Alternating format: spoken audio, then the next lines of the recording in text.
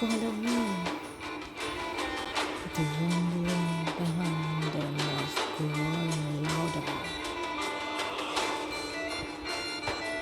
Ellie swore under his breath and ran.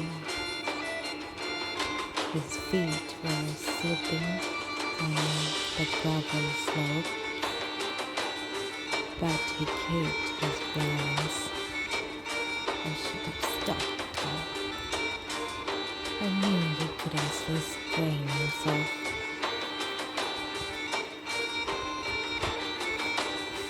All I can do now is ignore him. He's getting in everyone's way. The lunatics angrily moved past Thor, trying to avoid looking at him. How scared. Oh, that does warm my heart. Quickly, now, keep up. Alain looked at those behind him. Victoria ran west with Thor and Valkyrie.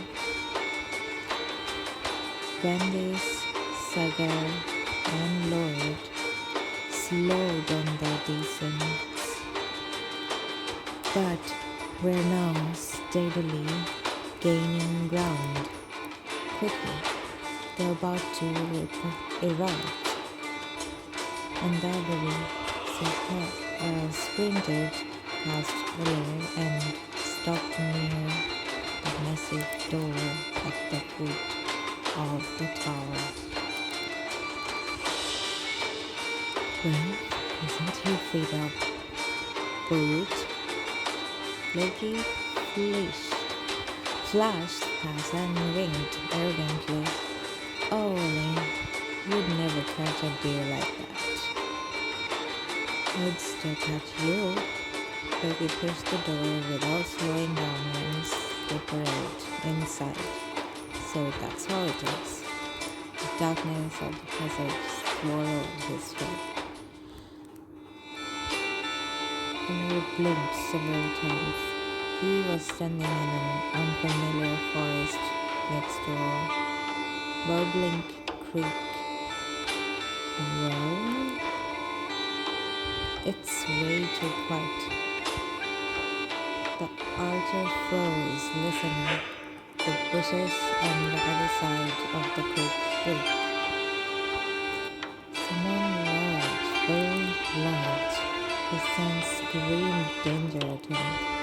He lifted his bow.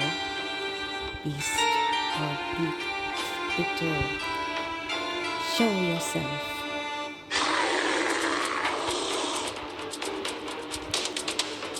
Oh shit. An arrow obediently jumped into his hand. The bowstring slapped his bracer, sending the arrow soaring. The beast shook its head, and the missile, meant for its eye, cut the bear's ear. He's a weirdo. The next arrow slid into the bowstring, searching for a target. The bear tenses and suddenly sprang right over the creek. Larry smelled the thick, rank odor of the beast. The bear raised an enormous, prolonged call.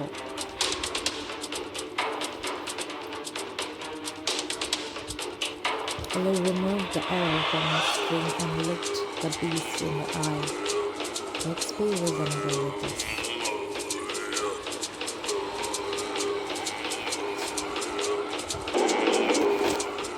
Ollie jumped and slid aside, avoiding the blow.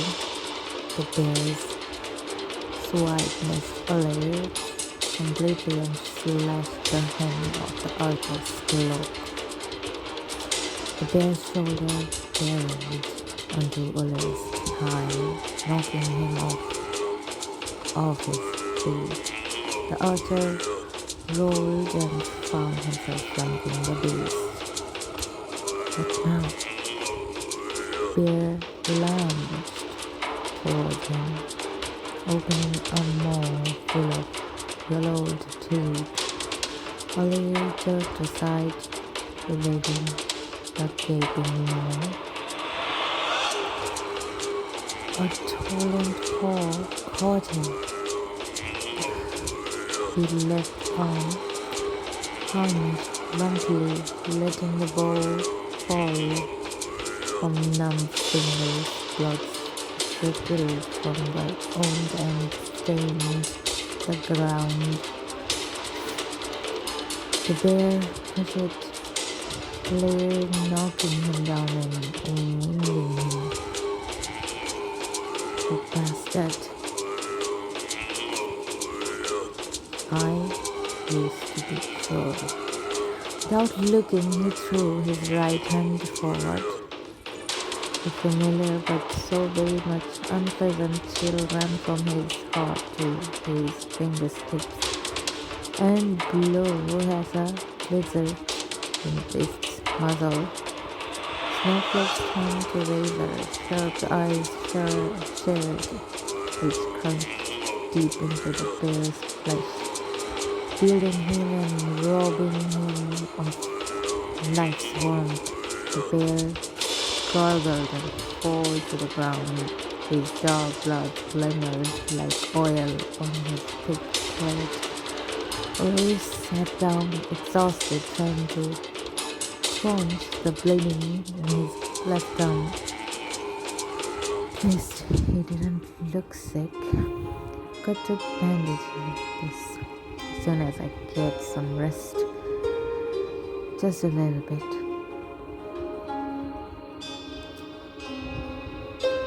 Everything around him was just as quiet.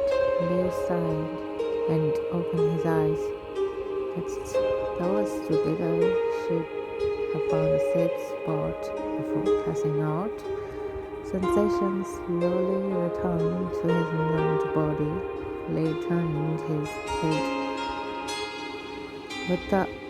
He saw fresh pink skin and the blood-crusted slit in his sleeve. How did that happen? He carefully moved his finger. It couldn't have been long enough for it to just close like that without dressing it to boot. Did someone help me? The archer said, still not trusting his left arm. The bear wasn't there. Valkyrie swiveled his head round, hoping for some answers. No tracks to be seen, but I did fight him. Not a single blood spattered. I don't understand. His bow was lying nearby, covered with dust. A lone morning glory should wound its way around one of the bow's shoulders. Lair frowned in confusion, ran his finger over the bow to shake the gravel, and carefully picked it up. How long did we lie here? And nobody came? The sense of loneliness that hadn't bothered him in a long time washed over him. Well, I'd better not grow any roots here.